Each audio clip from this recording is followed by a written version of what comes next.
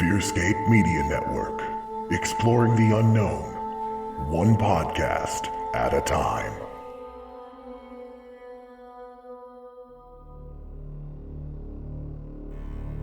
Thank you for tuning in to Fearscape Paranormal Podcast. We are on a journey to understand and to discover the phenomena that seems to exist all around the globe. We invite you to join us on this journey into the unknown.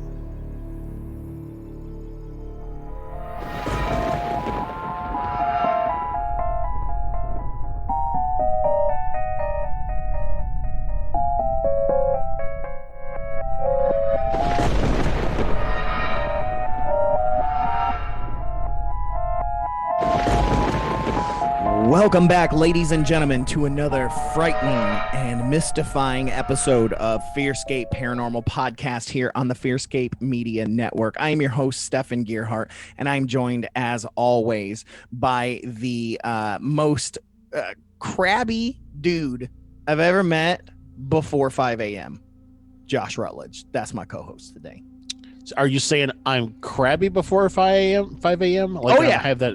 Yeah, after 5 a.m., you're good. No, I am completely a morning person, so I am not crabby. I thought there's literally a window from 4:55 to 5 a.m. that you are a straight douchebag. Oh, okay. I thought it was maybe I was crabby because I have my hands are larger and disproportionate to my body.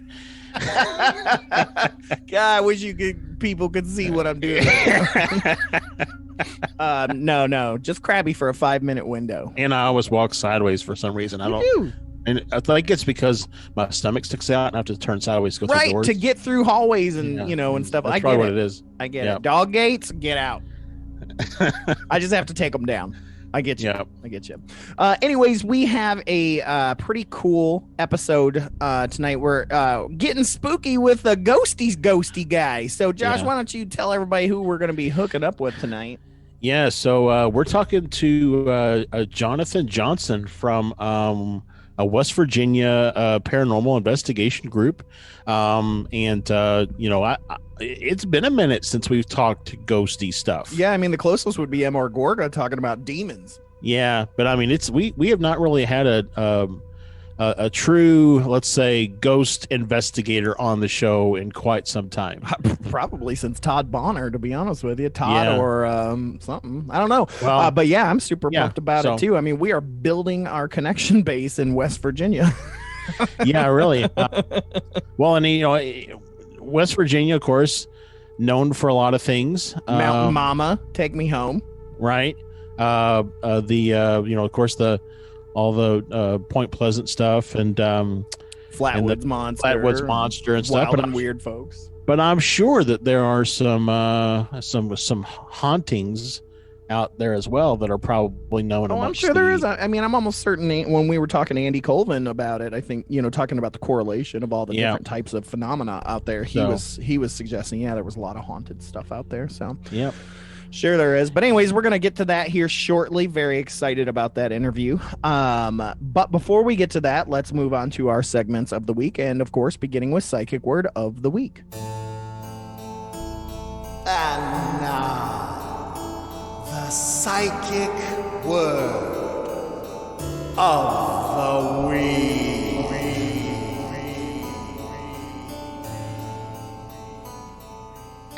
Psychic Word of the Week comes from the Encyclopedic Psychic Dictionary from June G. Bletzer, PhD. Rest in peace, honey bear. I love you, and I never met you, but I still miss you. Earlier in the day, Josh, you had sent me a number to kind of just flipped to, and so the number was 163, so I moved to page 163, and the first phrase that I see is destructive brainwashing cult. So we must be talking about Stephen Greer.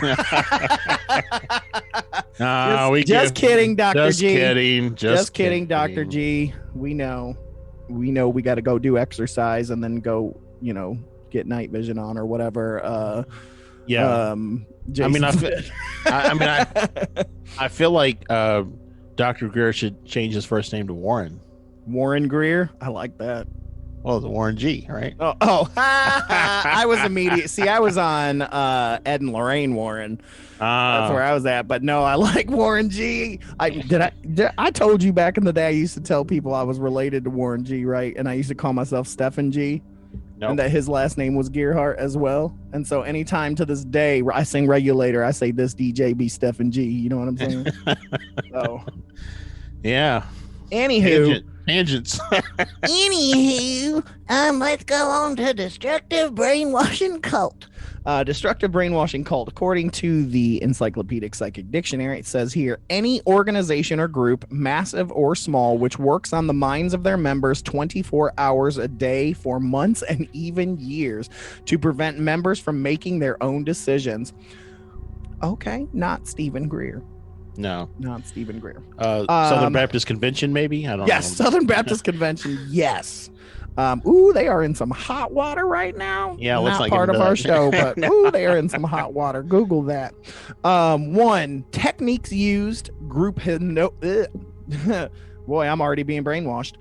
Techniques used: group hypnosis, mental telepathic suggestion, coercive repetitious suggestion, sleep learning, low protein diet, and forced wakefulness. Okay, now the two of us are not the skinniest people in the world, so we're already on that low protein diet. So I think we're already halfway there, man. I mean, I think Frito-Lay is trying to brainwash us. I mean, I grew up Southern Baptist, so again, I make haste. So. Let's see here. Continues on. It says, keeps members mentally worn and physically fatigued until member has a drastic shift in consciousness, and the victimized member then works solely for the benefit of the organization with his or her total being. That also kind of sounds like the military. This is accomplished by keeping the member in an alpha state of consciousness most of the time, which makes it possible to force a complete change in his or her belief system. Member is not aware that he or she is even being hypnotized daily, nor have they ever given their consent to these techniques. That's only the first one. So here's the second definition. With this sensory overload in the subconscious mind, the victim's complete focus is now on the objective of the organization with his or her mind, emotion, and energy.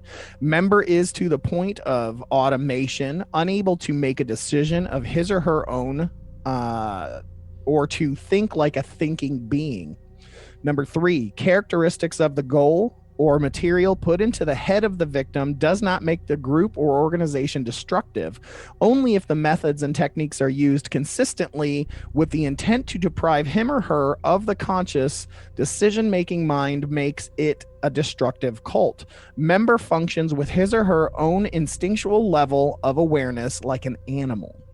4, dangers. The fuel of the subconscious mind is the new information, and with the same repetitious, rudimentary information year after year, the mind can become burned out or dulled to the point of no return. Woo, man. So I tell you all the time, I listen to a lot of true crime podcasts, but I also love listening or watching docs on cults. I guess because I grew up Catholic. And I did a lot of research after I became Catholic, or after I dropped being Catholic. I looked into a lot of organizations, Mormons, Jehovah's Witness, eventually landed on Southern Baptist with you. Yeah. But anyway, so I did a lot of research into, and of course I'm Wiccan now, and they call that the witch cult. But regardless, these crazy ones, I mean, last week we just talked about Heaven's Gate. There was a lot of that happened there. David Koresh's, his very much was doing that starving thing and creating all that. Jim Jones. But I've recently listened to this podcast called House of Prayer, and it is insane what this woman did. They created their own church down in the South and things like that, created a commune and all kinds of stuff like that. Mother Anna was who ran it. 2 kids died, like all kinds of crazy stuff, man. And the parents just let her do it because you gave up your kid, and they only knew one mother at that point, Mother Anna. Like it's nuts, dude. And so much of what we just read, I saw in this.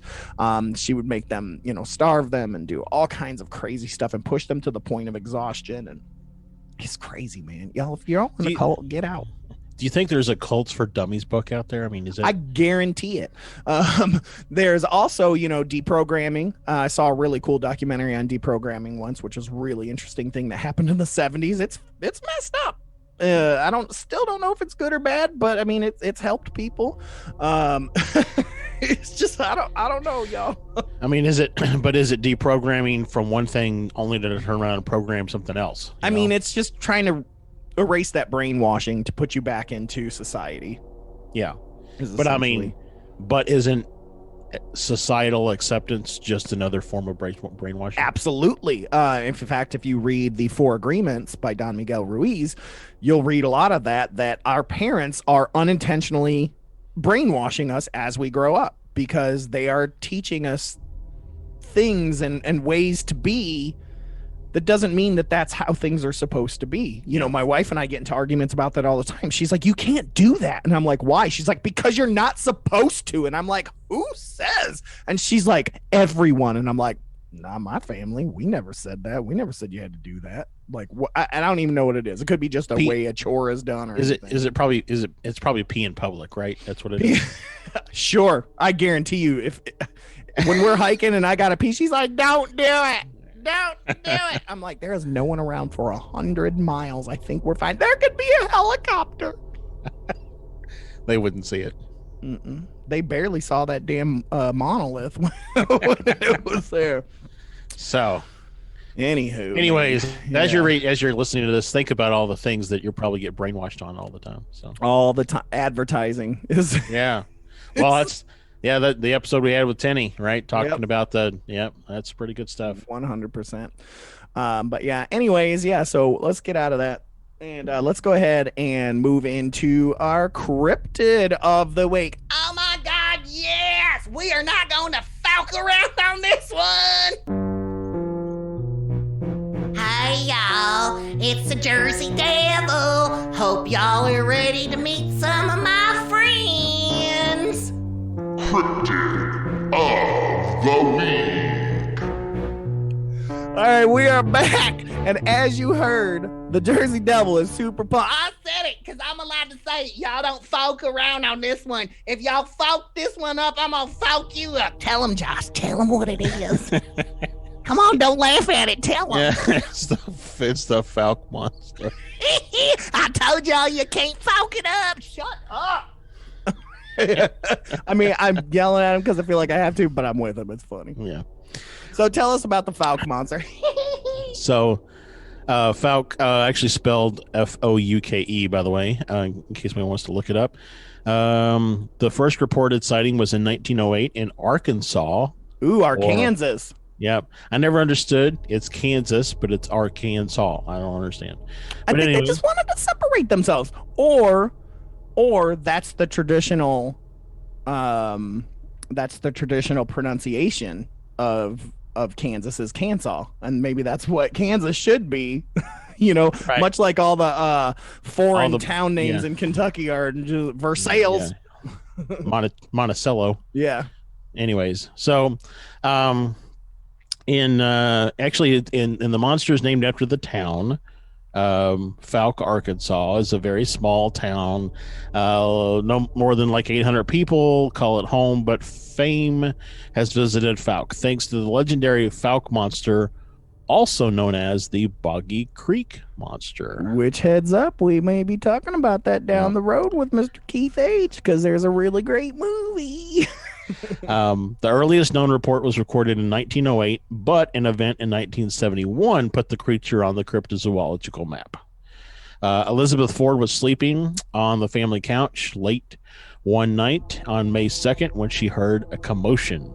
She woke up to see the furry arm of what she thought was a bear breaking through her screen window. Her husband, Bobby, and his brother, Don, were outside and heard Elizabeth scream. They ran to her aid and saw the animal standing 7 feet tall at the window. I felt a hairy arm come over my shoulder, and the next thing I knew, we were on the ground. The only thing I could think about was to get out of there. In a panic, he ran through the wood and glass front door without opening it. Even so, the men managed to empty their guns, firing several shots toward the foul-smelling creature to scare it away. They thought they'd hit the animal that rapidly escaped, but no trace of blood was found. The search did turn up 3-toed footprints, scratch marks, and damage to the screen and siding of the house. In the weeks that followed, several other people reported seeing an ape-like creature. So Little Rock, Arkansas radio station KAAY offered more than $1,000 for the first person to produce definitive evidence. The money went unclaimed. Radio wasn't the only entertainment medium paying attention to the Fouke monster. Filmmaker Charles B. Pierce saw money in the making and released The Legend of Boggy Creek, a horror movie loosely based on the eyewitness reports in 1972. The frightening low-budget film quickly grossed $20 million, and several sequels followed. Yep, I love it. And like I said, I don't want to spend too much time on it because we're going to cover it down the road, but it's one of the earlier examples of found footage, so to speak, because now found footage doesn't matter if it's documentary style or not. It's just considered found footage. People thought this was real, and this horror movie, and I think Keith was one of them. Will tell you when he was a kid, he thought it was absolutely real because it's presented as such, and it's absolutely fascinating. But yeah, thank you, Josh, on the Fouke monster, aka Boggy Creek monster. I think it's really interesting here that this should not be confused with a Bigfoot or a Sasquatch, because Sasquatch prints are typically just really big, still with the 5 toes. Mm-hmm. This is 3-toe footprints. So. Yeah, they're actually considered kind of a separate breed, kind of called a southern Sasquatch or even a swamp monster. They kind of fall into that realm there. So, yeah, very, very interesting. And these tend to be much more long-haired as well, longer-haired. So, if that breeze is blowing, you get real wazy. It's nice. Wave, like if you're riding a motorcycle, it's like blowing in the wind. Yeah. Oh yeah. It reminds me of the Geico commercial with the caveman riding the motorcycle, or anyone in Dr. Teeth's band on the Muppets. Really. Yeah. Let's be honest. But yeah, thank you so much for that. And I know I've always wanted to go down to Fouke, Arkansas to kind of go check it out myself because they have like a museum and stuff. Yeah. So. Very interesting. All right. Well, let's get moving on to our final segment so that we can get over to Jonathan Johnson. And that is the UFO sighting of the week.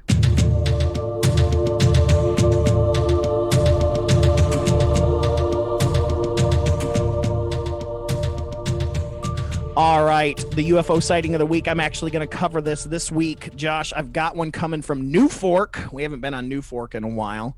And I pulled up Rosamond, California. This happened on May 19th, so not too long ago, just a little over a month ago.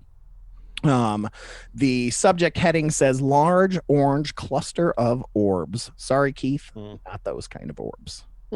So here's what this person had to say.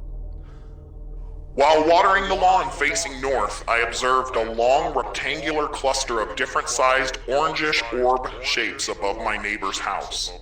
The arrangement of the individual orbs had no real pattern or structure, and the sizes were varied, but all the same color. It moved together like one object, but clearly was comprised of several distinctly separate orbs. I ran inside to get my phone to take a picture, and one by one, they disappeared. There were no clouds in the sky. I was scared, so I called a friend, and while on the phone in the same area of the sky, I now saw a line of about 6 small bluish lights following one another. I thought that the small ones could be Starlink as it looked similar, but the website said that Starlink was not visible in my location for the next 5 days. When the orbs were disappearing, it was as if they were passing behind a wall that wasn't there, moving forward and just gone, and I just don't know how else to describe it. Behind a wall that wasn't there. Now, Josh, that last bit sounds almost identical to what we saw last year when we saw that Starlink was not in the area at the time, and we saw a number of blue orbs moving in order, disappearing behind what looked like a wall. Yeah, we theorize maybe like a mothership or something. Like a mothership or something. Yeah. I don't know. That's fascinating, as well as the cluster. To see 2 different sets of sightings in one night in what seems like minutes was fascinating. Yep, indeed. So yeah, thank you guys on that. But yeah, that's our UFO sighting of the week. That's a good one. But I'm not even gonna waste any time on it, man, because I'm ready to get into our interview with Jonathan Johnson. So please stick around. We're gonna take a very small break, and we will be right back with Jonathan Johnson, ghost hunter extraordinaire. Good evening, dear friends. I am your headmister, Stefan Gearhart. And I am your co-mister, the man with no name, Lance Wayne. And we are the Misters of the Dark. Join us as we discuss everything from horror books, films, and even pretty princesses. Join us every other Tuesday in our dilapidated mansion. You never know what's going to happen next. only on the Fearscape Media Network. That's a good laugh. Hi, do you enjoy diving into true crime and tales of the paranormal? Then join us. I'm Anna. And I'm Lindsay on our podcast, Ghosts in the Attic, Bodies in the Basement, a Fearscape Media Network podcast. New episodes air every other Friday on wherever you listen to your podcasts.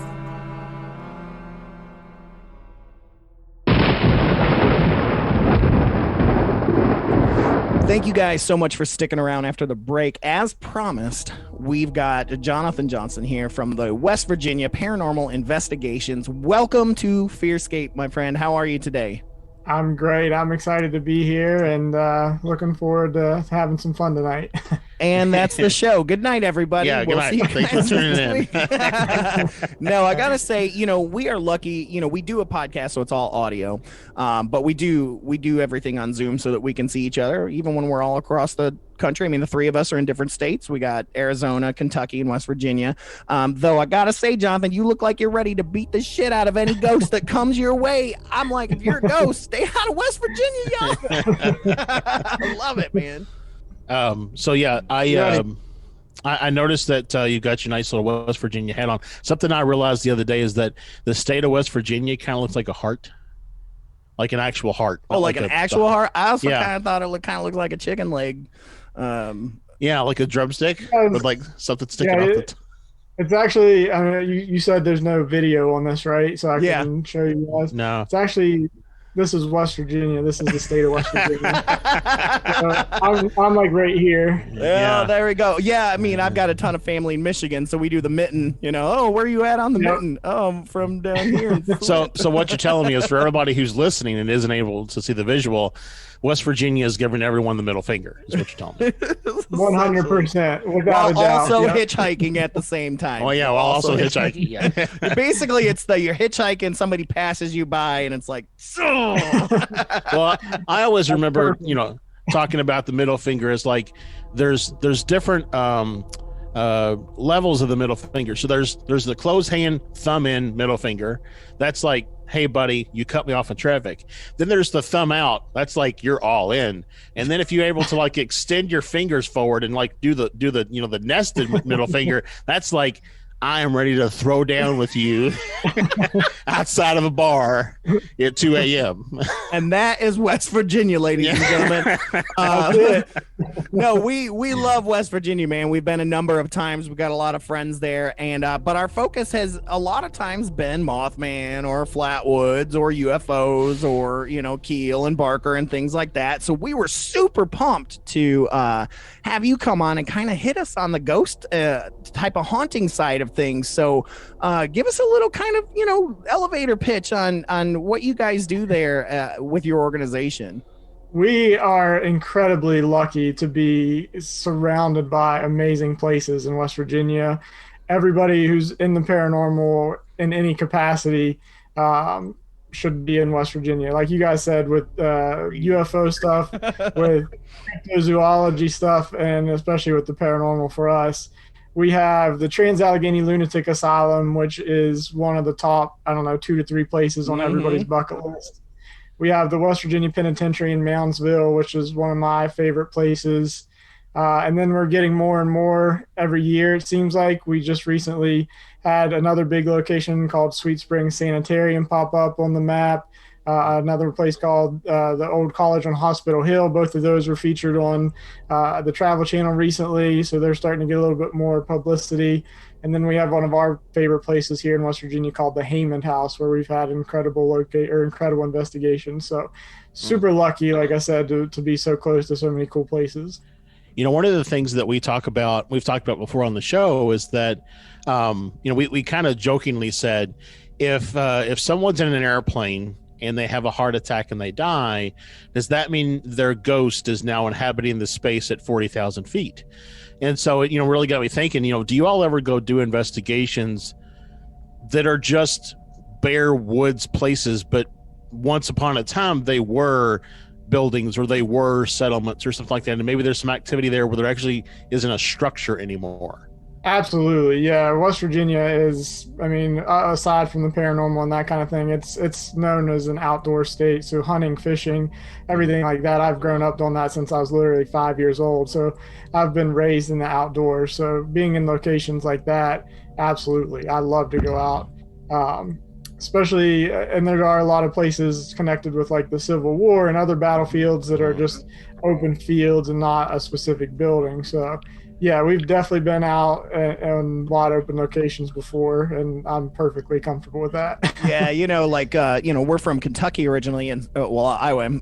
Josh's still there. But Kentucky and West Virginia are very similar in that regards. There's so much UFO activity, one of the first alien sightings, and things like that, plus all of Sasquatch, plus all of the ghost and Civil War stuff, just the same thing.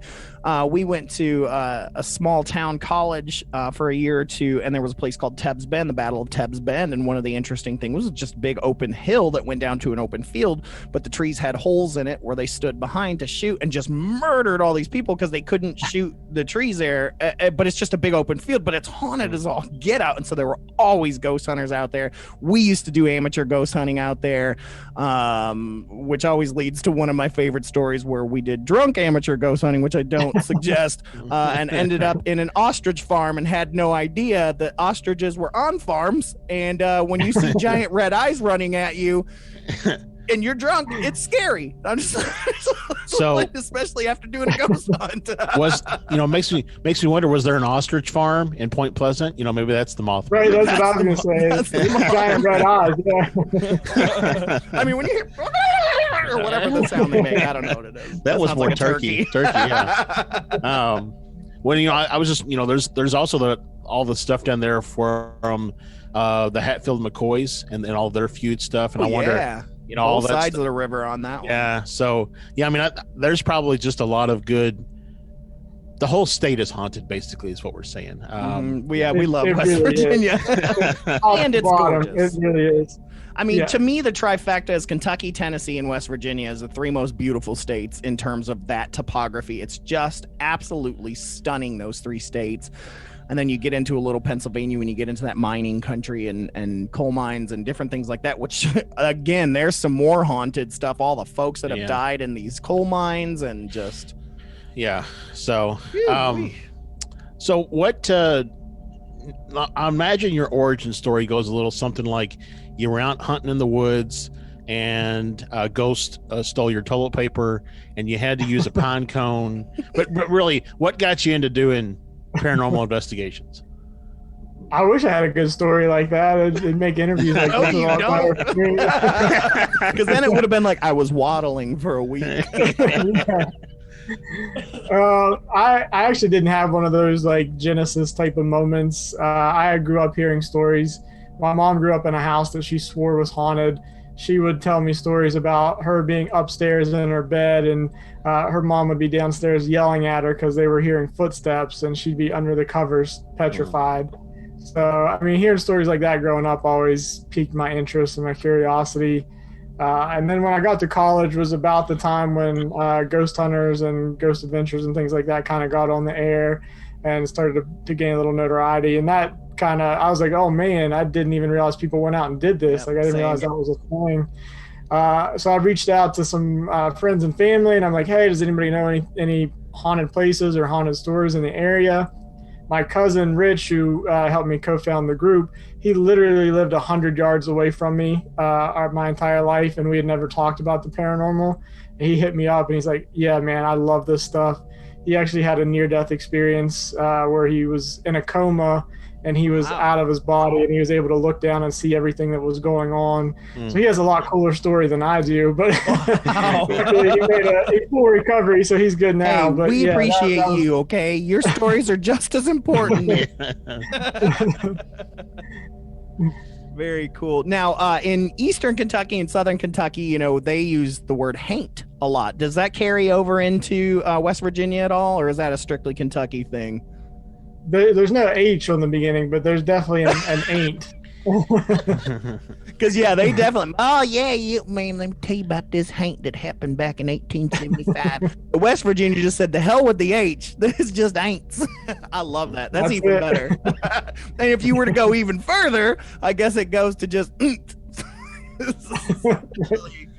it is what it is. That's fun. So what's the I guess what is the craziest place? Let me change the question.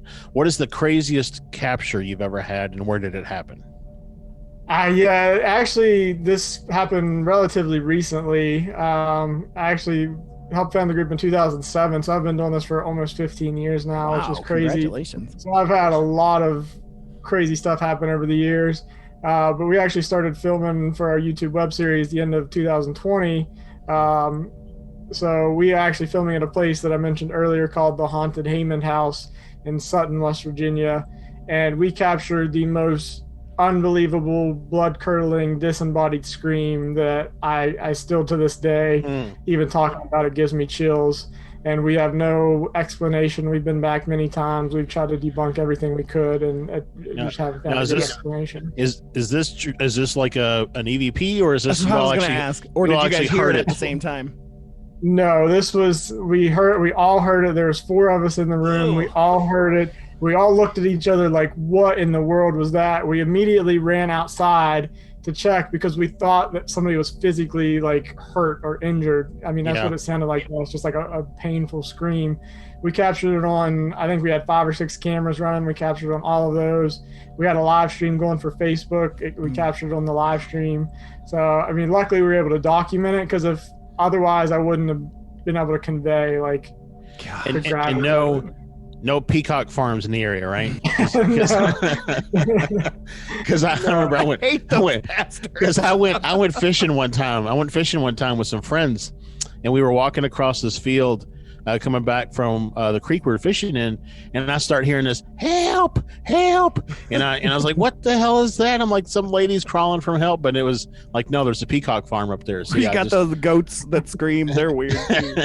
But no, that's, man, it's interesting because just even in our history of just kind of, I mean, I grew up in a haunted home and just, we've done some different things and stuff like that, but screams tend to be the ones that pick up, that's not just an EVP. And if you think about what happens when you're screaming, you are, just like Josh said with that flip off, like you are pushing out the most energy as possible to blood curdle scream.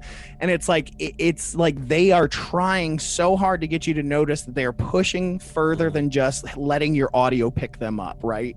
That's what is crazy to me, because usually it's like the other two tend to be like, get out, or like, yeah, I'm here, bitch. It's like, it's one of those, but that blood curdle scream is the one that tends to be heard in person, which is crazy. Well, and we talked about it before, I think, on the show. Vocal cords are a physical trait, right? So ghosts don't have vocal cords. So the fact that they're able to push out a blood curdling scream, really makes you think about what that must entail from an energetic perspective. So yeah, that's a really good point. I mean, the energy that it takes to, especially when, I mean, I don't know what happened to cause that, but I mean, you would think it had to be something pretty traumatic to produce that kind of result. So I mean, the energy involved in that from all sides to be able to carry over and come through like that, it's pretty mind bending. Yeah, it's crazy. I was listening to this podcast that's talking about satanic metal, like, the craze of satanic metal. This guy's like a rock journalist and things like that. So he kind of just talks about the history of satanic metal, Judas Priest and Iron Maiden and Megadeth, all the good bands.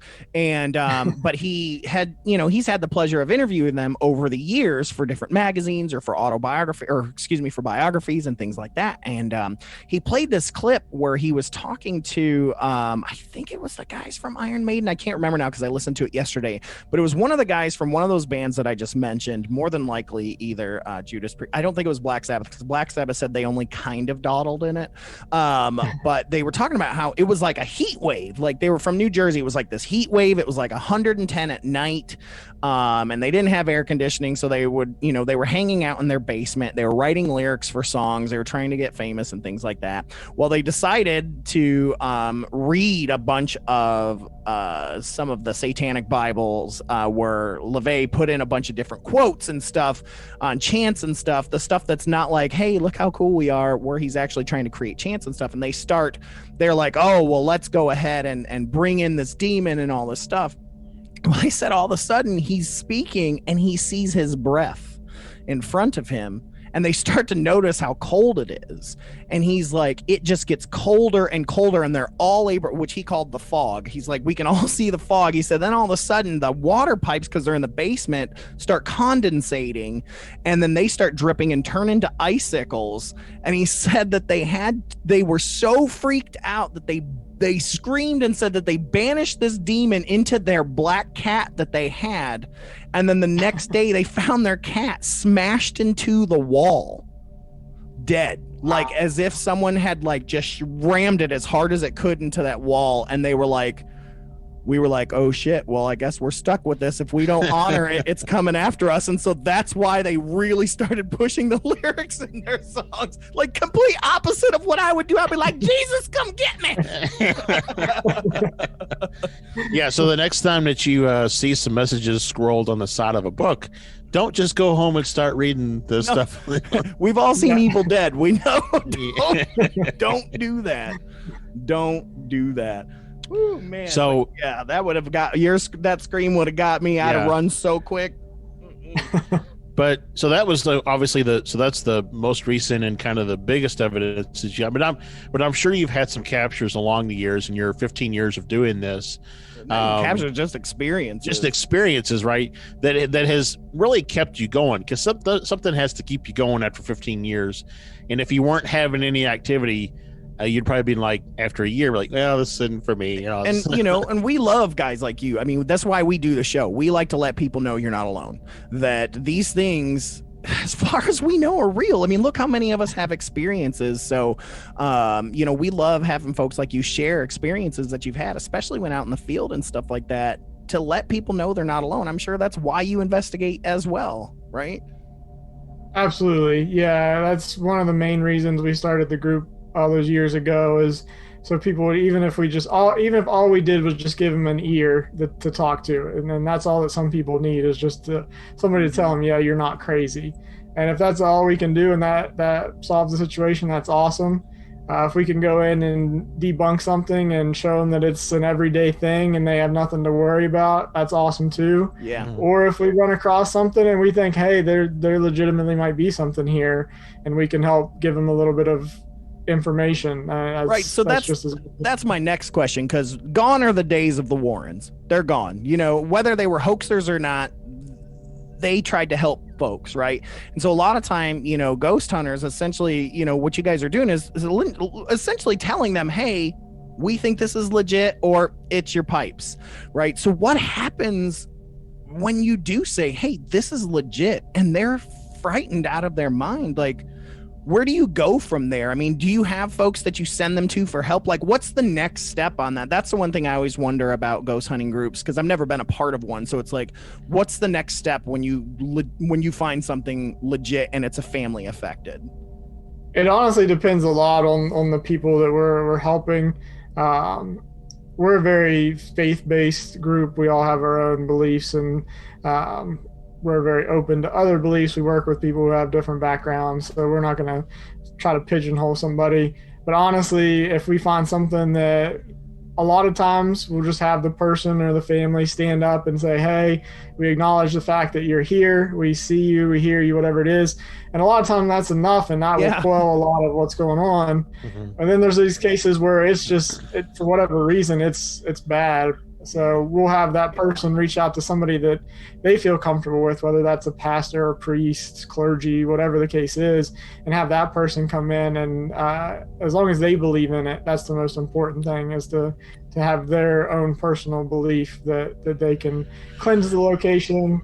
And we do have people that we know that we can refer people to. Good. I don't personally do that, but we do know people that we can if we have to. Right, if they ask you, say if they're, say someone's agnostic, they believe in something but they don't know what, and they're like, I don't know where to turn. There's no agnostic priests, but we're willing to try anything. You'd be able to point them in the right direction at least, which is, that makes me feel good for those people out there, because some of the stuff I had haunting growing up was not good, and it was bad. We have those instances of being held down and smacked and choked and all the different things like that, and so it's good to know that you guys are there making sure that they get help too. So thank you for that. Something else that you just mentioned there about having a member of the household stand up and say, hey, we acknowledge that you're here, and stuff like that. Something that I've been, Stephanie, I have talked about and joked, about once or twice, is if someone was deaf in life, are they without hearing as a ghost? And I mean, it's kind of odd to think about, but maybe that's why just standing up and acknowledging that you hear them doesn't lessen the effects of the haunt, because they don't hear your admission that you hear them. Maybe it takes some other sort of see, I'm on sidebar you here and say sometimes it's the attention. I mean, if they're energetic, they can feel that energy. That's my opinion, just throwing that out there. Loop-de-loop. What do you think, John? I agree. I mean, there's a lot of theories, and of course nobody obviously knows, but there's theories that once people are able to pass on, or they do pass on, that they're able to understand languages they couldn't before, or they're able to see or hear things they couldn't before. So, I mean, I wish I knew all the answers. I would be famous. I wish you did too. That's the whole reason we brought you on this show, man. I mean, really, I was totally misled. No, but no, it was, plus if you could prove the afterlife, who is it? Who's a benefit?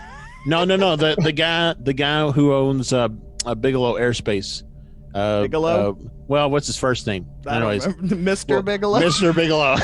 But he's got $1 million challenge out there right now for the first person who can prove the existence of an afterlife. So Robert Bigelow. Right, there you go. Thank you. Well, when it comes to something like that, it's like, what proof does he require, though? Because we are pretty sure we have some things captured on film, right? We have seen some things. I mean, I always bring up Sir No Face. Dude's a douchebag, but God, that video footage of Sir No Face is frightening. And so it's like, what else? What do you need, Mr. Bigelow? Do you need him to set up an appointment with you to be like, yes, I'm Stefan's grandfather who died 10 years ago? So, yeah, where to go from there? So, we talk a lot about the different types of haunts, being residual versus interactive is not the right word. What's it? Intelligent. Thank you. We both went brain dead on that. Yeah. Not intelligent for us. So, but yeah, intelligent or residual. Do you find that most of your investigations are one way or the other, or a good mixture of both? I think the majority of the ones that I've ever encountered have been a mix of both. Very rarely have I found one and not the other. So, I mean, in a lot of cases, you'll find more of one. It's always not going to be 50-50. You may be 70-30 one way or the other. But for the most part, I think it's a pretty healthy mix between the two. Especially because I'm sure you guys, we're from Louisville, so of course Waverly, one of the big tests there is the ball for the little kid and things like that. We've been to the Whispers estate where the room, she was known for scratching people on the neck, and I of course asked to be scratched and ended up getting two giant scratch marks on the side of my neck and things like that. And those to me seem as intelligent hauntings because you're asking them and working with them, and you guys do things like that as well. I've been seeing the new thing is like using those cat balls that blink. I don't know if you guys use those or not, but I'm like, I need to get some. We use those all the time, and that's just like a big running joke that they're playing with the balls and stuff like that. I mean, we're 5-year-old kids. And ghost cats, dude. I have so many stories of ghost cats. Let me tell you, where they just rub up against your leg.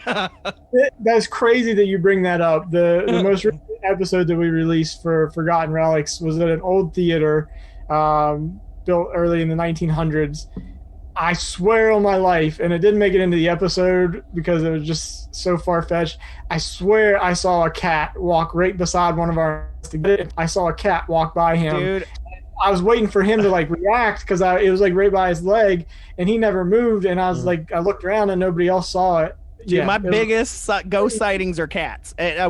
Some that I've had at work have been cats running underneath my desk. We lived in, my friends and my ex-girlfriend and I, we all lived in this old Victorian home in Louisville, Kentucky, in old Louisville.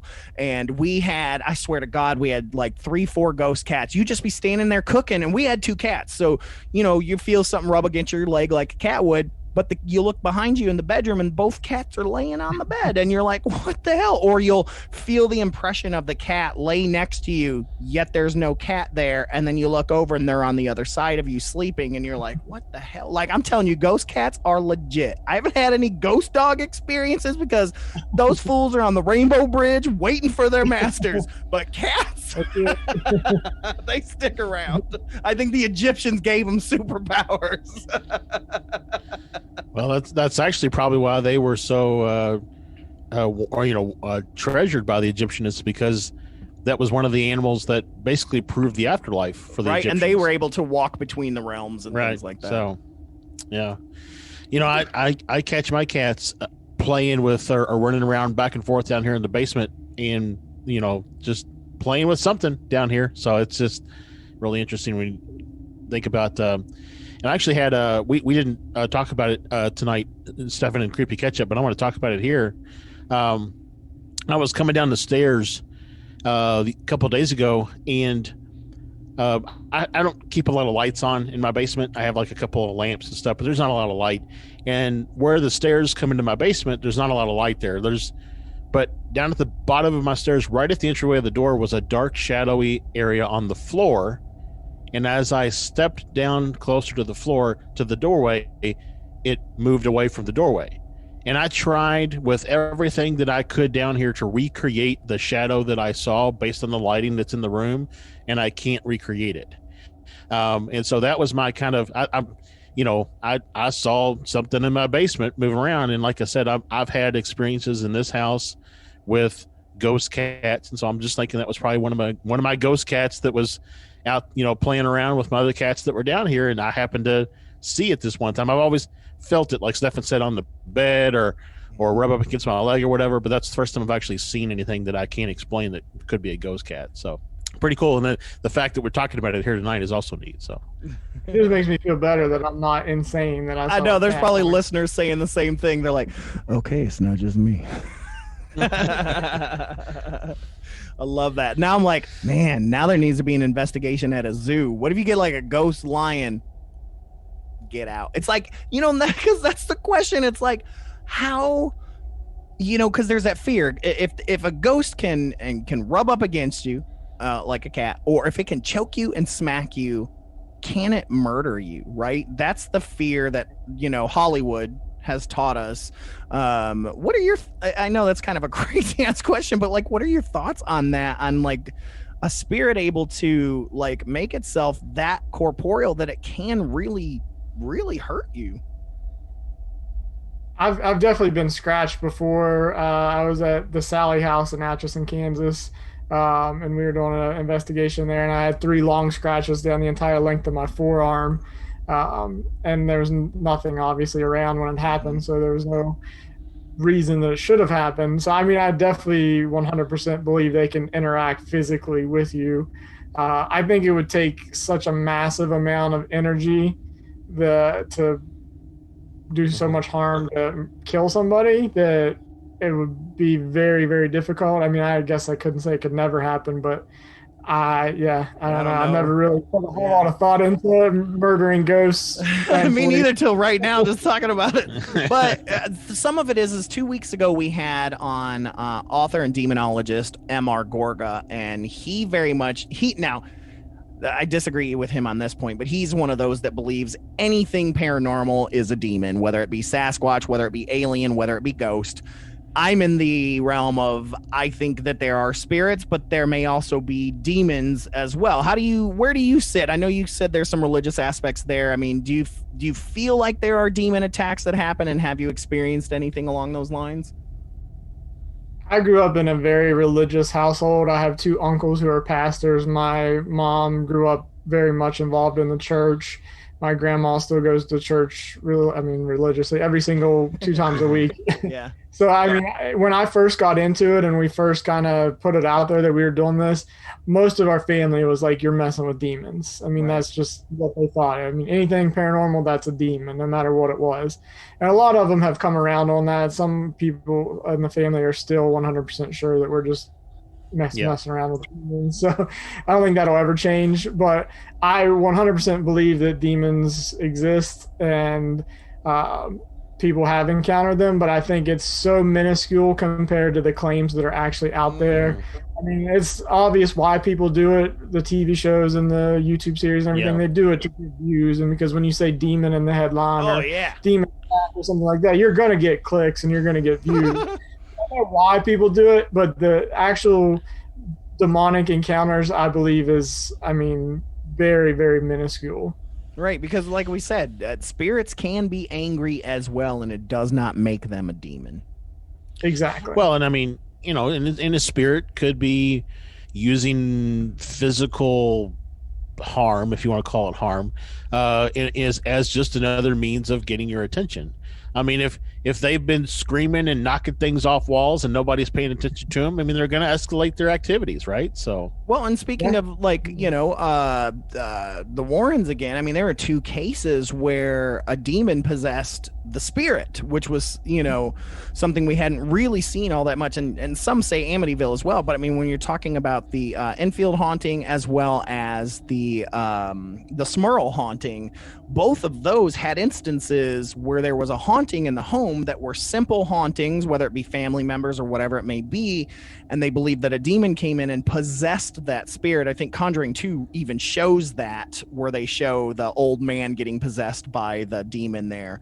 But boy, that's a crazy thing to think about too, is that a spirit itself can be inhabited by a possible demon. That's kind of freaky. Yeah, I'd never considered that. I never really. You're welcome. Yeah. Well, enjoy your dreams tonight. But yeah, the Smurl haunting really talked about that. Smurl haunting is one of my favorite Warren cases that Warrens were barely involved, but like that's one of the big instances that they very much believe that the demon was taking control of a friendly spirit that was in the house that I think they believe might have been a family member. Yeah, it was harnessing the energy from the spirit in order to, intensify its own, and even trick the family members by, because they say demons can mimic voices and things like that. Well, here it's using the actual energy, able to use let's say it's a mother that had passed on, able to use those tones and those things like that in dreams and all of that stuff. That's frightening. So I need to go wash with holy water. I'll be back. Well, that's kind of where I wanted to go next. I wanted to know, when you all go out to set up to do an investigation, obviously you have all your equipment for capturing things or whatever the case may be, but what do you do to protect yourself from whatever's there? Yeah, I mean, we definitely take precautions. Anytime you're investigating anything, even if it's something that we're pretty sure is residual, anytime you open yourself up, there's always a risk. So we always take precautions. Like I said, we're all very faith-based. So whatever's personal to us personally, I will say a prayer, and I also have usually some type of crucifix or something like that on me if I feel like I need it, that I can kind of ground myself through that. And if a place gets really bad, we'll openly say a prayer together as a group. And I mean, we always tell whatever's there that they're not allowed to hurt us or follow us, which doesn't always work, but we can get to make ourselves feel a little bit better in the moment. Well, and I think that there's a shift in your own energy output when you're afraid, right? And so I think sometimes that fear energy that kind of gets put out into a space, if there's something there that wants to interact in a negative way, they could probably almost feed off of that fear energy a little bit, and it makes them a little more, a little stronger. And so anytime that you can, at the end of the day, a lot of this stuff is only for your benefit of understanding and feeling better about being in a space, so that you don't put that fear energy out into the world. Absolutely. Yeah, I totally agree. Anytime you're, I mean, depending on the location, if it is something that's not good or not demonic, but not, like I said, not a good thing, and they sense that weakness or whatever you want to call it, they can definitely kind of latch on and kind of poke and prod and see where they can get in and kind of mess with you. And if you let them, they can definitely influence how you're thinking and feeling. One of the things that we've talked about before, Stefan, I don't think you've had one in a while, but you used to get a lot of night hags, and we talk about that not everything that looks scary is dangerous or means you harm. And so just because you see a shadow figure in a dark house at the time that you're doing an investigation doesn't necessarily mean that shadow figure is there to hurt you or whatever the case may be. And so I'm still not 100% behind that, but go ahead. Well, it's just scary, man. But you don't have to, if you assume that it's there to hurt you, then you're going to make it that case in your own mind, right? So yes, I mean, if something's holding you down and you can't move, and it's breathing hot sulfur breath on you, and it's scratching your face and choking you, I'm sorry, it's hard for me to go like, are you really here to hurt me, buddy? Because I just that's different. That's different. That's actually doing the activity of hurting you. Sure, but those are a lot of times the same figures, whether they be just standing at the end of the bed or on the side of the bed or hanging from the fucking ceiling fan spinning like that one did. It's frightening, and how can it not be? I mean, if per se, it's not us that are seeing it that way, but that is how it is presenting itself. It is presenting itself as something scary, black figure, Vanta Black with red eyes or whatever it may be, claws, things like that. We like to say that, spirits, just like I said, they can speak languages they were never able to speak before. So we want to give them credit for being intelligent. Well, then come to me as grandma, not as a creepy black figure trying to eat my soul. Right? That's not too much ass, right? Yeah. I mean, it's like, well, but maybe I don't know. I can't. Maybe you're just seeing it that way. I don't know. Well, that's why I stated in the beginning. If it's not me that's seeing it that way, if it's me that's seeing it that way, then yeah, maybe I need some ghost therapy, and I need to have Sigmund Freud show up, and we need to do some therapy. That's a little bit different. It's all those horror movies you watch. That's what the problem is. Those are classic movie gems, sir. Is that they're documentaries, right? That's what it is. Well, that's a good segue, Jonathan. It's like, how often do you get these people that do want you to come out because they've just recently seen something and they think they've got the same thing? Is that something that happens to you guys? We have cut back a lot on residentials, in-home investigations, because just there's a lot of liability involved with that. Oh, I bet. I never even thought about that. Years. So, I mean, we would have people who would leave money laying around and try to just like bait us into taking money and cause problems. Or we'd have people who would give us a key and be like, hey, here, give me this, or here's the key, we'll come back. And then they don't take the key for a week, and then you're stuck with the key. And if something happens to the house, I mean, oh my God. And it's you. So I mean, stuff like that we've cut back significantly over the years. But when we were doing a lot of in-home investigations, we would get a lot of quote unquote attention seekers, or people who would see stuff and they're like, "Oh man, I have that. That's what's going on here." We would have people who would tell us, "Yeah, I've never done an investigation," and then we show up and they're showing, or they're playing us EVPs and they're showing us all these videos they've taken. Like, I thought you just told me 5 minutes ago you've never done an investigation. So there's definitely some people who are influenced by Hollywood, and a lot of people want that to be the case for whatever reason. Like I said, I guess they just want the attention, but we've definitely had some of those over the years. Yeah, that sucks, man. That absolutely sucks. And and I always have to question that too. We do a paranormal story at the end of every episode that listeners send in to us, and I mean, we have to question it too. Are they just making it up because they want to be seen? You see a lot of folks on a lot of like Facebook groups, paranormal groups and stuff that's obviously just done the freaking plot of a movie from 1975 that they didn't think anybody knew, but you got a horror nerd like me that happens to be like, come on, man, don't make that your story. Like, you don't have to do that. Just wait. If you want something to happen, give it time. You're 19. Give it time. Oh man. But I did want to say I love the title of your guys' YouTube show, The Forgotten Relics. It's fascinating because relics in a lot of ways implies objects, but older folks and things like that have also been called that. And so it's very fascinating to me that you guys chose that title because it represents so much stuff. And so kind of what's the history behind that and why that title? Which, by the way, again, I love that title. I really appreciate that, because that took us forever to come up with the right title that we felt fit what we were trying to do. I've been trying to get a web series off the ground for years and years, and for whatever reason, the time or the money, whatever it was, it just never came to fruition. And recently, with the group that we have a really solid group, and we all had the same mindset and the same idea. So we sat down and we decided what we wanted it to be. And we wanted to showcase not only the locations, but what we do with a lot of episodes is we'll bring in specific things related to the location as a trigger object. So we'll bring in something related to a hospital, or we'll bring in something related to the theater, whatever it is. And that's kind of where we got the idea for the relics, is kind of that trigger object. But it does really have a double meaning, like you said. It applies to the building and the people and everything else. So we were super happy that we settled on an idea and a title that fits what we wanted to do.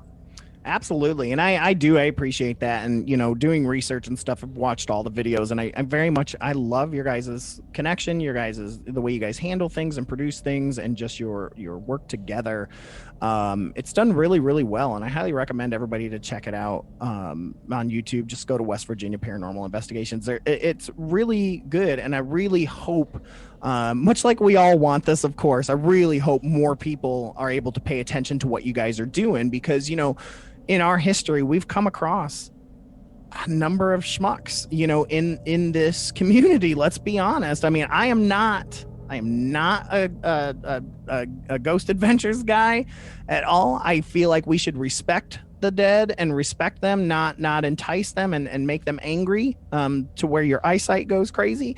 It's like, I don't, and you guys showcase a respect not just for the spirits, but the places you're at, the people you're interviewing, just the whole 9 yards. And that to me is far more impressive than pissing off a ghost and making it possess your body every single week. Yeah, I 100% agree, and I appreciate that. We really wanted to get away from that style, that over the top, everything's evil, everything's a demon type of deal. And a lot of times with a lot of those type of shows, you'll get like 45 minutes worth of backstory, and just like they run these long stories where everything is connected, even when there's literally no connection whatsoever. They make these giant leaps to connect things. And I still watch Ghost Adventures because I think it's funny and it's the same. It's entertaining. I hate watch. Yeah, exactly. That's good. I mean, it is what it is. So we wanted to go away from that, and we wanted to try to showcase the actual what it actually is on an investigation. We wanted to show. I mean, we wanted to highlight the building and the people and the history, obviously, but we wanted to show people more realistic version of like the down and dirty kind of behind the scenes type of deal. Exactly.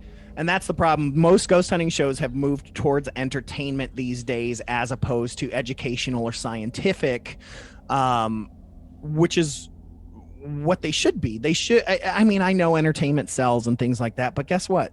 There's channels like Gaia that are out there that are all about the educational, things like type of places like Discovery Plus and History Channel. Yes, there's a lot of entertainment, but there's also at the same time a lot of scientific and educational as well. The history aspect is something that I very, very much love, and it's okay to treat it that way. I think if you have a good group of people with a good personality, that entertainment will just be, I mean, I do improv and it lives in my life, and we just naturally, when we get together, Josh and I, we have a good time, right? It's like, there's the entertainment. Yeah. We're not forcing this entertainment. Let the entertainment be you, not the ghost. Right. Exactly. And I think too that a lot of shows that are more, let's call them mainstream, although I don't think paranormal is ever really considered mainstream, but like Ghost Adventures and things, every episode has to produce a result, right? There has to be at least one EVP. There has to be at least one capture, something. Happens to the best of them. Happened to Ghost Hunters too, where they felt like I had to. And so when you get into that mindset, that it's not just about the process, it's about the result, then I think you lose a little bit or quite a bit about what, why you're going out each time. But I appreciate that you all show, the process that goes into what you're doing. And it's okay if you do an investigation and you catch things and you're able to debunk every single thing. To me, that's honesty and entertainment. Yes, I'm still okay with that. I mean, it's like, I'm not, it's like Hellier. People are always like, but where's the goblins? We haven't seen the goblins. Like, it's not about the goblins. It's about the process and the journey. And that's what it should be too. It shouldn't be about the results. So again, though, I understand they feel like they have to get ratings or whatever, but at the same time, I'm also like, if you guys are just good people and have a good time, you're going to have ratings. It should be everything. And again, I know Josh just said this again, and we'll say it again. It's why we respect what you guys do very much so. Yeah, I really, that means a lot, because that's what we want to do. And we do debunk literally, or try to debunk everything we can. And there's stuff that we've debunked that I know 100% another team that captured that would have used that and highlighted that. And that makes me proud. Yep. There was a thing that we had happen at the Sweet Spring Sanitarium, which we did get a lot of good stuff there. But at the time that some other stuff was happening, we captured this mist that was outside the door. And it's like holy grail type of stuff. Like, I was just like stunned and blown away. And we were like, oh my gosh. But we took the time to recreate that, and we waited till later that night, and it was cooler, and there's a little bit of like vapor in the air. And there's one little tiny place where if a car came around the turn the right way and it hit the window, that it produced that same effect. And we didn't use it. I mean, and because obviously we, but I guarantee 100% that if whatever percentage of groups would have saw that, they're done. And it would have been on repeat in slow motion 3 times. Exactly. I mean, we do it on our show all the time. I mean, we have a segment that we call Creepy Catch Up. If we've had, paranormal or UFO or anything related activity, we chat about it. And the very first thing we do is we check it. I mean, when things we've learned, especially if we see a UFO, both Josh and I have like the Starlink app on our phone, as well as what flights or helicopters are at the time. That's the first thing we check. We're like, boom, boom. Okay, neither of those are there. What am I looking at? Right. And you can't always look for gold, or you're always going to find it. Right. It's like, so you've got to have a skeptic eye, because man, it feels there's much more victory in it when you have done everything you can to debunk it, and you're left with that. Because what's that quote? It's like when the only thing left is blank When all other possibilities have been considered. I don't know the exact quote. Yeah, for the impossible, you know. Yeah. It's like when the impossible is the only thing left that becomes the possible, right? It's like, and that if that's all you're left with, then you have done due diligence, in my opinion. And due diligence is what is needed to help try sway anyone outside of those of us that automatically believe. 100%, absolutely. Now you got me wondering. It was a Sir Conan Doyle quote, but now you got me wondering what the actual quote is. But yeah, but yeah, it's actually using a lot of Sherlock Holmes books. But, yeah. So yeah, but I mean, it's again, integrity in the field is something that's lacking, and so any team that continues to show integrity in the field is worth spending the time and effort to watch, to follow, to interact with whenever possible. And you and your team are one of those. So thank you. Now, I think we kind of touched on this in the very, very beginning, but you've been doing this for 15 years. What is it that keeps you going? What is it that makes you spend your own money? Because we all know there's no money in this. So it's like, what is it that keeps you spending your own money, and kind of what is your secret goal that you have? What's the big thing that you're hoping happens, that you could be like, I'll die happy, that way I can haunt others. What's right? your ghost bucket list? Yeah. I mean, of course, I think everybody wants to capture the full body apparition with no thought about it, like no questions, and you can just be like, here, this is it, this is the proof. I mean, I think that's everybody's, like you said, wish list kind of thing. Personally, I like to learn about the location. I like to go back to locations. There have been places we've been multiple times, and we build every single time, and we learn more and more, and then we'll talk to the people who own or run the place, and we'll find out stuff that matches up with what we captured that we didn't even know going into it. And so just that process of learning and growing and finding out more. And then now, I mean, a lot of the stuff that we do with the web series, I've kind of found a passion for, like the storytelling and the documentary style filmmaking and things like that have kind of given me a new passion to reinvigorate myself after all these years. So, I mean, there's stuff that I would love to see, but even if it never happens, I'm perfectly fulfilled with what I've done. Something that I used to always, so I lived with my grandparents for a long time, and their house was built in 1825 and had a lot of different things happen. There was a doctor's office on the lower level and all that kind of stuff when it was built. But one of the things that I noticed is when I first moved into that house, there was a lot of activity, and the longer I was there, the less and less the activity presented itself, unless I interacted or I spoke out loud or whatever the case would be. Have you all ever thought about doing a more continuous investigation at a single or at the same location over? So every third Monday, we're going to go investigate this place and see if you can basically establish a rapport with whatever the haunt is that's there. Yeah, we've never done it to that specificity, but we do have places we go to on a regular basis, and we'll try to, like I said, learn more and more. And then once we go over and see what we got last time, we'll kind of incorporate that into our next set of questions. One thing that I did, it's been a number of years ago, that not a lot of people have done, is we actually stayed in a house that was incredibly haunted, and we lived there for 30 straight days and investigated every single night for 30 straight days. Awesome. I was going to say, that's one of the few Zach Baggins things that I liked was that Demon House doc he did, because he spent so many days there.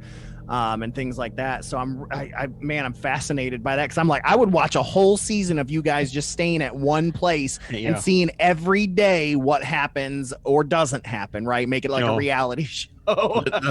every episode, Dear Ghost Diary, tonight. Not a bad idea. I might have to steal that one. That's good. Living with ghosts. Like, so how was that for you guys? You guys did that 30 days.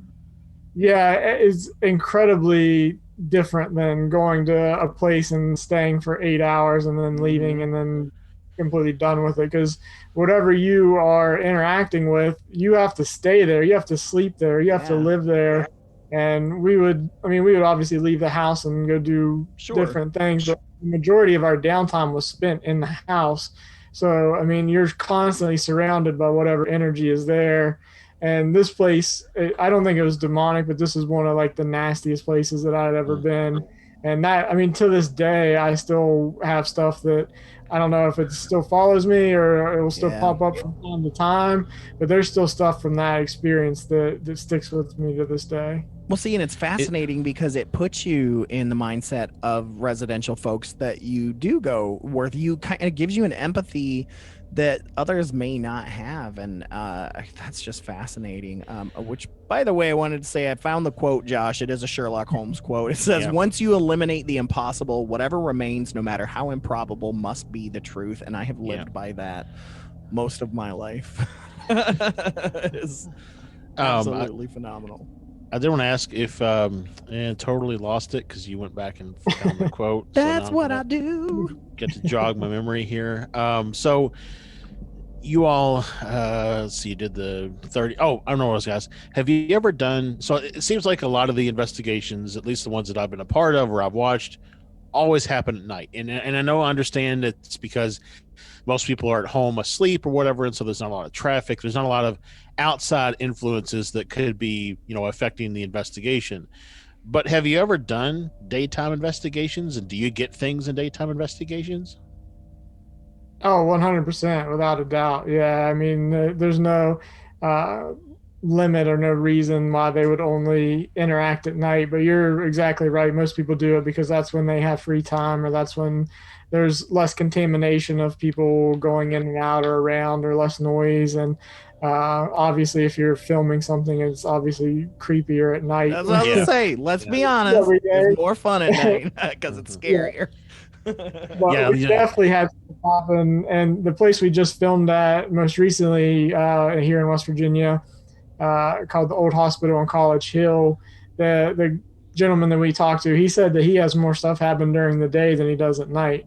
So, I mean, there's no doubt in my mind that if you spend enough time in a location, day or night, if it has activity, you're going to experience it. Yeah, especially hotels, like haunted hotels will tell you more stuff happens during the day because that's when the residents of the hotel aren't there.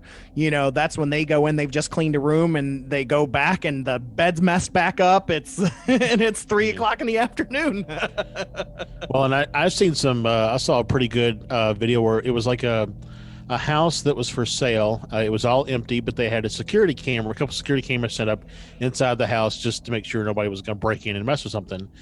And there was a room. It was like a library type room, and there were doorways on either side and a doorway in the front. It was like a parlor, so to speak. And there was something that you couldn't really see, but it was just like an effect, let's say, that moved around the outside of that room and passed in front of all three doorways before disappearing. But it's that kind of stuff that to me is intriguing the most, because there's something there that's just kind of going about its routine, right? Without notice. Without really notice. And so I always think it would be cool to just set up like a live stream on a website or something that you can just go out and see what's the live stream of camera A at insert haunted place, and just let people sit there and watch and maybe record timestamps or something. Yeah, I was like, who did we talk to? Was that the other haunted place that woman bought? Did we talk to her about that as well? Where we had said that, it was like, because they said they do a lot of that stuff where they let their fans and things like that help them investigate by here's a 20-hour live feed. Right. Check this out for us. Let us know the timestamp. Let us know if you heard something, as kind of a way to kind of help carry the load. Because they have this home that they bought that's a haunted home. The Boyd actually house. the group that I did the 30-day investigation with, that I don't usually or don't work with very much anymore, but we actually live streamed the entire thing. We live streamed 30 straight days, and people would stay up for like 48 hours and watch this live stream. Oh, I would, like, man. Just like chilling out in the living room watching TV, and then they're like typing in the group chat, or like we would just be there sleeping, and they would sit there and watch us sleep for 3 or 4 hours, and they would say, Well, that's we weird. saw this. Right, I know, super weird. I'd watch you. Yeah, don't roll over and scratch your butt in the middle of the night, you know. Like Big Brother, but for ghosts, man. Yeah, really. Oh man. Well, Jonathan, we don't want to keep you too late. We kind of hit kind of where our time is, but man, thank you, man, so much for just being cool, man, and sharing some stories, and just being honest with us, man, and with our listeners. We are all about making sure that our folks know where they can find you. We have a lot of listeners in West Virginia, and so if they don't know you guys, where can they find more information on you? Yeah, I mean, I had a blast tonight, first off, so thanks for having me. That was awesome.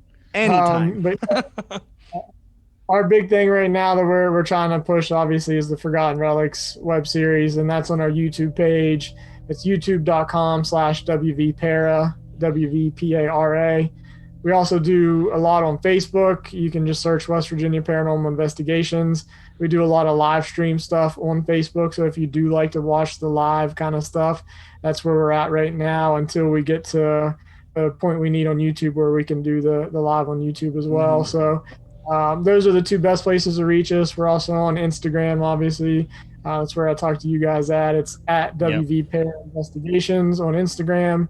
We're on TikTok under the same name at WV Para Investigations. So we're kind of all over the place. Perfect, not hard man. to find.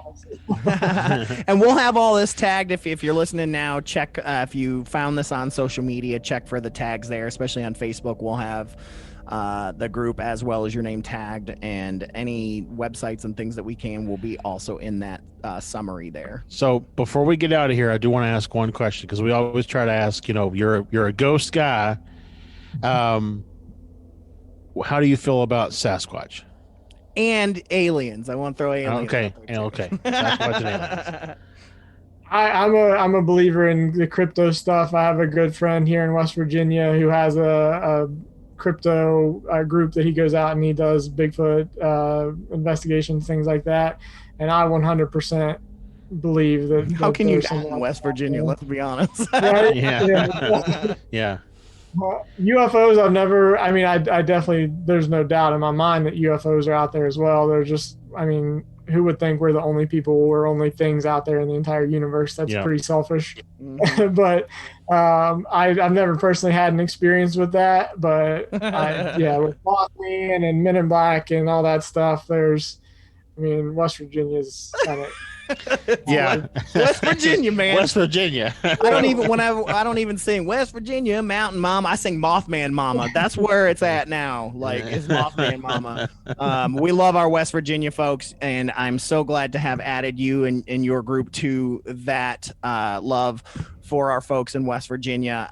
And we do try to get out there. So next time we get out there, we will be hitting you up, man, for sure. But thank you so much, Jonathan Johnson. Make sure to check out West Virginia Paranormal Investigations and Forgotten Relics on YouTube, because it's really good. Thank you, sir. And you are welcome back anytime. I appreciate it. Have a good night. Thank you. We are back. Thank you so much to Jonathan Johnson, West Virginia Paranormal Investigations, Forgotten Relics. Again, I know we just said it 3 seconds ago, but check these dudes out, man. Like I said, I really like their style, and being a theater person and just seeing our show, I'm excited to see how they grow over the next 2 years or so, to see where their show, how it produces more and does new different things and the like, because that's what happens when you have a show, man. You are constantly growing, and I already like what they do, so I'm very excited to see what they do more. And the passion is there, right? It's the passion is there to make a good produced show, not to make money. I mean, money would be nice, obviously, but the passion is there to make a good show. So. And of course, you know, he's talking about his Sasquatch buddy. I'm like, is that Les Odell? Is that Joe? Is it Ron? I was like, I didn't want to name drop, be like, here's my West Virginia people. But I got a feeling it's one of those guys. So if not, they probably know each other. So. Oh, for sure. And like I said, next time we get to West Virginia, we need to get a meeting of the minds all together. I think that would be a lot of fun, and do like a round table. That could be a really interesting, fun thing. But anyways, folks, thank you guys so much, man, for listening as you do. So glad we could have a haunting ghost hunter type thing. You know, it's always fun. I know we've been inundated with so much UFO stuff lately because of disclosure and the like, but it's good to get back to our roots. So yep, indeed. Just a reminder to everyone, of course, you guys can send in your listener stories to fearscapepodcast@gmail.com, whether it be UFO, whether it be cryptid, whether it be haunting, whether it be just strangeness in any way. Whether it be weather phenomena. I mean, phenomena. I mean, I saw a damn weather balloon. It was still worth telling. I don't know if that's weather phenomena, but sure. But anyways, this one comes not too far from West Virginia. This comes from Pennsylvania. This comes from a listener named Colette. And Colette wrote in with a pretty fascinating story. So I'm going to share that with you. And so this is Colette's story. So I'm not sure if I had an experience or not last night. I kept waking up all night because the freight trains were running extra, so the workers could take the holiday off. I got up at midnight and came back to bed. I could hear someone in my room, and I yelled for my husband because he was coming up to go to bed. I kept yelling for him to help me, and my door was shaking, and he was saying, I can't get in the room, I'm trying, I can't help you. Over and over again. The next thing I know, it's 12:30. And the train rides by again and everything is quiet and I'm uncovered. I checked on my husband and he was asleep, and the cat who sleeps in the hall was nowhere to be seen. I asked my husband in the morning if he remembers me calling him for help, and he said, no. This is how it goes for some of us. It starts suddenly, and then we are waking up, never really sure it ever happened. It felt real because I was in my room and everything was where it should be and not in some strange place. Was there a ghost encounter? Was there an alien encounter? Was there something else? Very interesting. I mean, well, you know, part of me started to say, well, maybe it was just a really bad dream, but I mean, we have had situations where people's memories are tampered with. So maybe the husband, you know, doesn't remember because his memory was altered or tampered with in some way. So yeah, and I mean, and this story, you know, came from a person I met on months ago on an alien abduction site, and so I think they very much were putting it there for that side of things, because a lot of alien abductions do, just like you said, tend to have these crazy memories and things. But yeah, at the same time, there's a spookiness as well that kind of fits the paranormal ghost side of things as well. So pretty interesting story. And Colette, I'd love a follow-up if this happens again. You know my contact, so we can continue to speak to one another. Well, you know, in a lot of times, you know, we've talked about it before, my theory that perhaps some ghost activity is alien activity. And so, you know, could this kind of be a crossover event? So I don't know. It's fascinating. But yeah, moving on from that, remember, send your stories to us wherever, whether it be on a message board or to our social medias, or if you see me tooling around on one of the Facebook groups asking for stories, let us know. We are all about it, and we want to believe you. We're here for that. Yeah. But just a reminder before we go, Josh, we get asked a lot of times, how can we support you? And of course, our first thought is always, hey, you know, get a mug, get a sticker, get a t-shirt or whatever from fearscapepodcast.com/store. That's kind of the quick, easiest way. But Another way is through our Patreon, which has recently been retooled. So originally we were using it simply for our wristwatch stuff, where the man claiming to be Terry Wrist, sharing in that investigation of the things that he's pointing us to and the odd things that he's been sending us, which we've had some new emails. Yep. That is still there. That is still a $9 tier. You guys are welcome to join Wristwatch. And if that's all you want to do is do that, that's fine. But there's also a lot of people that are not Hellier fans. They're not very big into Terry Wrist, but they love our show and they want some behind the scenes stuff. They maybe want a free pair of socks or a free mug or something like that, or they want to just support us in some way or get some live Q&As that are Patreon only, or even some extended interviews, which we have a few that we are hanging on to, getting ready to drop soon. We've even got one with Tyler Strand from Hellier, speaking of which, MR Gorga, some things like that. And one of my favorites, Jason McClellan. We've got some extra footage with that as well that we're going to be sharing. So these are things that you can get that are Patreon only. And we've got 4 or 5 different tiers that are out there. I'm not going to spend 15 minutes on this, but it's kind of new, so I wanted to talk about it. But there are many ways, even just $1 a month, that's a way to support us, to help us create content and get out there and explore some things, because that's our goal for the rest of 2021 and 2022, is to actually get out there a little bit more and see some of these things for ourselves. We have a number of trips planned. We're working on a pilot TV show. We're heading to Somerset in September. We're looking to go to Boulder, Colorado, a number of different things, some of which is on Wristwatch. Find out why. Towards Area 51, all kinds of stuff. But I mean, there's some other stuff even that may be coming in via Wristwatch that may translate into other experiences that kind of go beyond what, so Wristwatch is almost like an origin of some of these things, but they could, extend far beyond what we expect from Wristwatch. So, absolutely. And some of that can bleed over into the other tiers as well. Yeah. But yeah, make sure to go to that. That's fearscapepodcast.com/support or patreon.com/fearscapepod. Those are the best ways to do that. Yep. But Josh, let's go ahead and get out of here, man. It's been a good show. It has Thank been. you, Jonathan Johnson. What an absolute pleasure. Josh, absolute pleasure, my friend. You too, my friend. You too. And you too, Jersey Devil. Thank you guys so much, but y'all can go folk yourselves. I'll let you have that one. But we're out of here. Thank you guys so much for tuning into Fearscape Podcast, Paranormal Podcast here on the Fearscape Media Network. Go to fearscapemedia.com to check out all of our other wonderful podcasts and YouTube shows and all that jazz. But my name is Stefan, and I'm getting out of here. Keep your eyes on the skies. This is Josh. The truth is now. Ooh, it still gives me goosebumps, Josh. It still gives me goosebumps. And remember, folks, hold those blankets extra tight, because things tend to get spooky when you're listening to Fearscape. Good night, everybody.